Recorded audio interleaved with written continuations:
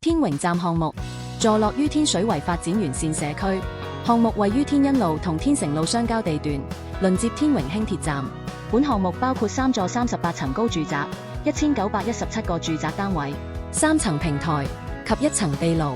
而輝建築聯同地鐵合作，完成呢項具威信而又有挑戰性嘅項目。受輕鐵站路軌嘅地理影響，天榮站嘅工程最主要有2方面嘅挑戰：工作位置同工時限制。為咗保持輕鐵路軌正常運作，大部分工程都需要進行夜工及申請隔電安排。就好似以下其中幾項鋼結構工程，而家等我為你哋逐一介紹啦。天成路設有2條鋼構行人天橋 EC1 及 EC2， 安裝天橋嘅前期工作繁複，絕對唔可以睇小價。因為要夜工進行，所以需先申請 CMP 噪音紙，另需申請 TTM 封路措施。而為咗提高精準度，正式吊橋前會進行 Offsite Assembly 試組裝橋身，以1:1嘅橋身模型進行 Trial Run， 確保由倉庫至地盤嘅行車路線順暢，同有足夠運輸空間運送橋身。而由於施工範圍接近輕鐵路軌同 Overhead Line， 所以需申請隔電。橋身吊上後，會以人手收緊接駁位螺絲，等 ICE 認可後就可甩鏈落，收走 TTM 陣同機械，吊橋就完成啦。另一重點項目喺安裝隔音棚 Noise Canopy， 日間會利用200噸液壓吊機將隔音棚吊起，移到當晚安裝位置樓邊，晚間就會將隔音棚移到路軌上方。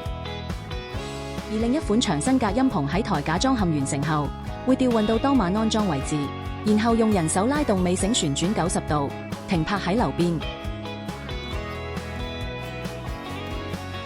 至於接駁石屎廊部分嘅斜撐，會利用升降台輔助安裝螺絲。當隔音棚固定後，系統會回收到樓邊以內，期間會將餘下螺絲裝上。